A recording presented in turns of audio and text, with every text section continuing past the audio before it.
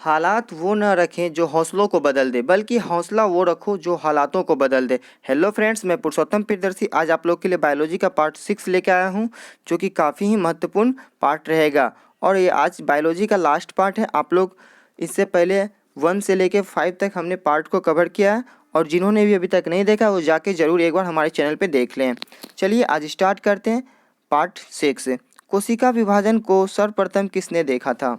तो कोशिका विभाजन को सर्वप्रथम जो देखा था वो वीरचाउ ने देखा था।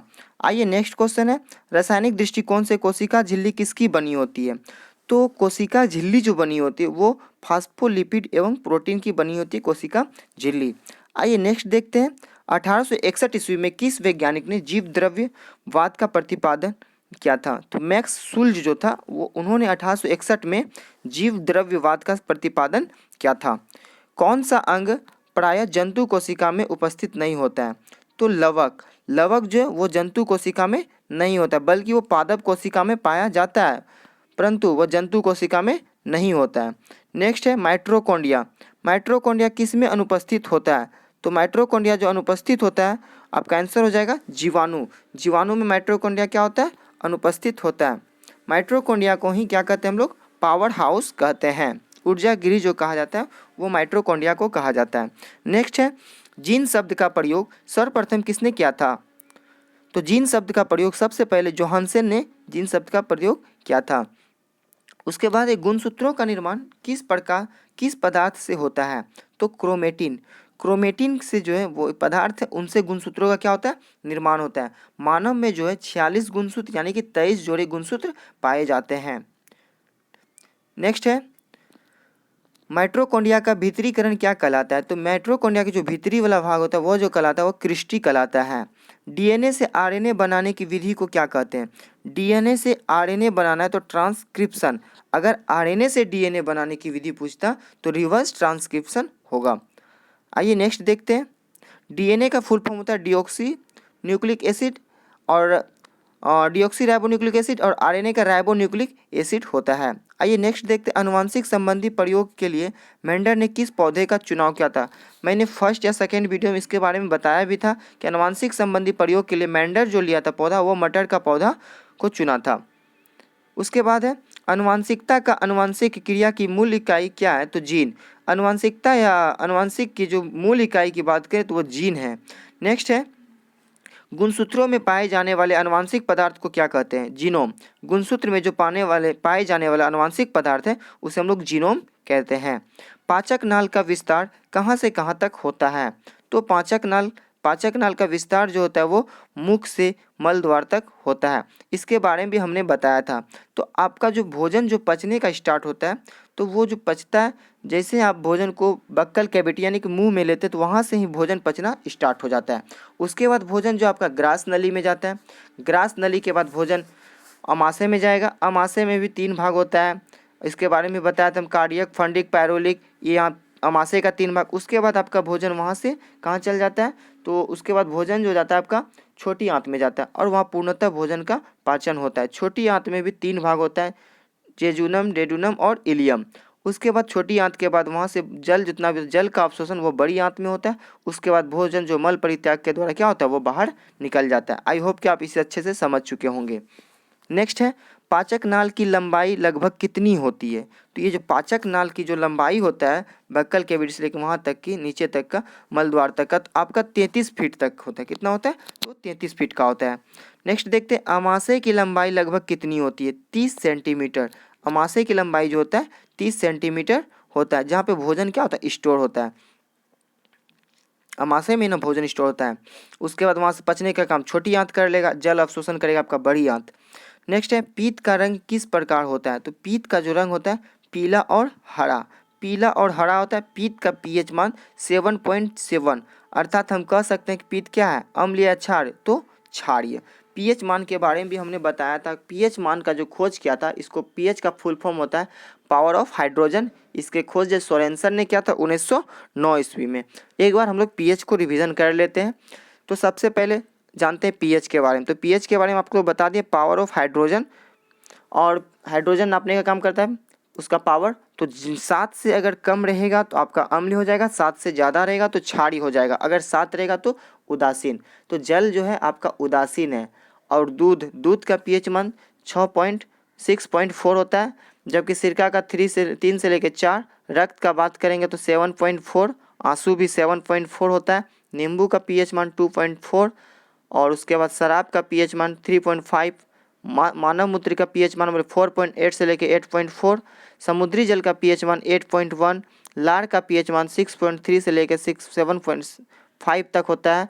और बियर का पीएच मान 4 से लेकर 5 तक होता है। आई होप कि आप पीएच मान के बारे में समझ चुके होंगे। आइए नेक्स्ट देखते हैं, मनुष्य में कितना पीत प्रतिदिन बनता है। तो 700 से लेके 1000 मिलीलीटर पीत बनता है। जबकि लाड़ कितना बनता है, तो लाड़ बनता है 1.5 लीटर और मूत्र भी आपका 1.5 लीटर बनता है। ग्रहणी क्या है, तो एक नलिका है। ग्रहणी एक क्या है, तो वो एक नलिका है। रक्त में ग्लूकोज की मात्रा बढ़ना क्या कहलाता है, तो मधुमेह कहलाता है। मानव शरीर की सबसे बड़ी ग्रंथि यकृत है। मानव शरीर की सबसे जो बड़ी ग्रंथि वो क्या है, तो यकृत है। और सबसे छोटी पूछ देता तो पीनियल ग्रंथि, अगर ऑप्शन में पीनियल नहीं होगा तो पिट्यूटरी यानी कि मास्टर ग्रंथि होगा। इसके बारे में भी हमने पार्ट 3 में कवर कर चुका है। आइए नेक्स्ट देखते हैं, मानव शरीर की दूसरी सबसे बड़ी ग्रंथि अग्नाशय। सबसे बड़ी ग्रंथि पूछेगा यकृत, दूसरी सबसे बड़ी ग्रंथि पूछेगा तो अग्नाशय। उसी तरह सबसे छोटी ग्रंथि पूछेगा तो पीनियल, दूसरी सबसे छोटी ग्रंथि तो पिट्यूटरी। अगर पीनियल नहीं है तब आपका हो जाएगा आंसर पिट्यूटरी। भोजन में जहर देकर मारे गए व्यक्ति को मृत्यु के कारणों की जांच में महत्वपूर्ण सुराग देने वाला अंग कौन सा है, तो यही यकृत है। हृदय का रंग किस प्रकार होता है, तो हृदय का जो रंग होता है वो लाल कलर का होता है, मतलब लाल रंग का होता है। हृदय का भार जो होता है लगभग कितना होता है, तो 300 ग्राम होता है। मानव का जो हार्ट चैम्बर है वो कितने कोष्ठक का है, आप लोग जरूर बताइएगा कमेंट बॉक्स में इसके बारे में। शिरा से स्रावित रक्त का रंग होता है बैंगनी। और हृदय में प्रति मिनट लगभग कितना रक्त पंप करता है, तो प्रति मिनट जो लगभग 5 लीटर पंपिंग का काम करता है। सामान्य जीवन काल में मनुष्य का हृदय कितना बार धड़कता है, लगभग 2 अरब से अधिक बार धड़कता है। आपको बता दें कि मानव का हार्ट चैम्बर जो होता है वो 4 होता है। कितना होता है, तो 4 होता है। आइए नेक्स्ट देखते हैं, स्वतंत्र रूप से हृदय की धड़कन को नियंत्रित करने वाले हार्मोन कौन कौन हैं, तो थायरॉक्सिन एवं एड्रीनेलिन। थायरॉक्सिन हार्मोन और एड्रीनेलिन हार्मोन जो है हृदय की जो धड़कन होता है उसको क्या करता है, नियंत्रित करने का काम करता है। अम्लता बढ़ने से हृदय की गति पर क्या प्रभाव पड़ेगा, तो अगर अम्लता बढ़ेगी तो हृदय की गति भी क्या होगा, वो भी बढ़ेगा। रक्त की उत्पत्ति होती है भ्रूण के मीलोड्रम में। जब बच्चा भ्रूण अवस्था में रहता है, माँ के गर्भ में रहता है, तो उस समय रक्त का जो निर्माण होता है वो मीसोडर्म यानी मीसोडर्म, मेलोडर्म यहाँ लिखा है मीसोडर्म में होता है। और जब बाहर होता है तो रक्त का निर्माण कहाँ से होता है, तो अस्थि मज्जा से होता है। और रक्त का जो कब्र गढ़ा किसे कहते हैं, जहाँ रक्त खत्म होता है कब्र गढ़ा, उसे पीलिया यकृत या तिल्ली कहते हैं। तो आई होप कि आप इसके बारे में अच्छे से समझ चुके होंगे। अगर अभी तक आपने हमारे पार्ट 1 पार्ट लेके पार्ट 5 तक नहीं देखें तो जाके एक बार देख लीजिए, उसमें रक्त से लेकर पीएच मान के बारे में काफ़ी अच्छा से डिटेल्स किया हुआ है और मस्तिष्क के बारे में समझा दिए हैं। तो चलिए आइए नेक्स्ट देखते हैं क्वेश्चन, रक्त का प्राकृतिक विलयन क्या है, तो रक्त का प्राकृतिक विलयन जो है हल्का क्षारीय है। रक्त मुख्य रूप से किसका वाहक है, तो ऑक्सीजन का। रक्त जो मुख्य रूप से किसका वाहक है, ऑक्सीजन का वाहक है। हीमोग्लोबिन के कारण ये सब चीज़ होता है, इसमें ऑक्सीजन का परिवहन करता है कौन, हीमोग्लोबिन। और हीमोग्लोबिन के कारण ही रक्त क्या दिखता है, लाल दिखता है। और हीमोग्लोबिन में क्या पाया जाता है, तो धातु, तो लोहा आपका पाया जाता है। रक्त का कोशिकीय भाग क्या कहलाता है, तो रुधिराणु कहलाता है। उसका जो कोशिकीय भाग है वो रुधिराणु कहलाता है।